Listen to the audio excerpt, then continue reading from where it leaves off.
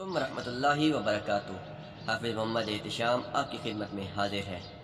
Video को like, channel को subscribe, comments box में कमेंट्स देकर अपने होने का एहसास। दोस्तों, आज हम बात करेंगे ट्रैफिक के कवानीन से मुताल्लिक। आपने चींटियों को चलते हुए देखा है? वो ज़मीन पे रेंगती हैं, कतार अंदर कतार चलते हैं, कभी वो एक दूसरे से टकराए नहीं टकराए। किस तरीके से नज़्म ज़ब्त के साथ वो चलती है, और हम क्या करते हैं? चाहिए तो हमें ये कि हम उन्हें सिखाते ऐसा चलना, लेकिन वो हमें सिखाती है। हम जब सड़क पर चलते हैं तो हर चीज़ को रोनते हुए चले जाते हैं, हर कानून को बालाए ताक रखते हुए चले जाते हैं, चाहे हम पैदल हों, चाहे हम किसी भी चीज़ पे सवार हों। हमारी कोशिश होती है हम बस आगे चलते रहें, हम ही जाएं, हमसे पहले कोई ना पहुंच जाए।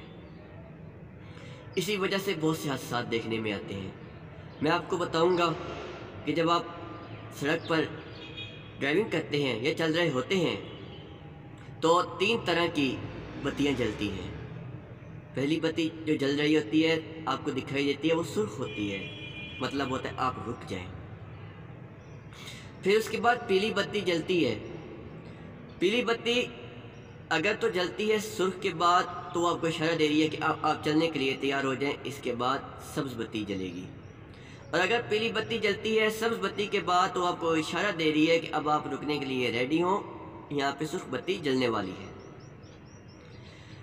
लेकिन हम क्या करते हैं?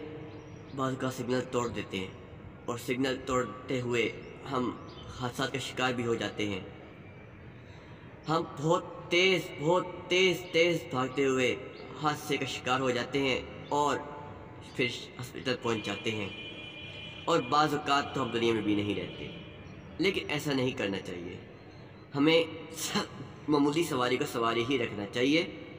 पैदल चलने वाले का ख्याल करना चाहिए, पैदल चलने वालों को फुटपाथ पर चलना चाहिए, और ज़ेब्रा क्रॉसिंग का ख्याल रखते हुए उनको सड़क क्रॉस करनी चाहिए। अल्लाह ताला से दुआ है कि अल्लाह ताला हमें समझ अता फ़रमाए, क़वानीन पर अमल करने की तौफ़ीक़ अता फ़रमाए। अस्सलामु अलैकुम रहमतुल्लाहि व बरकातुहू।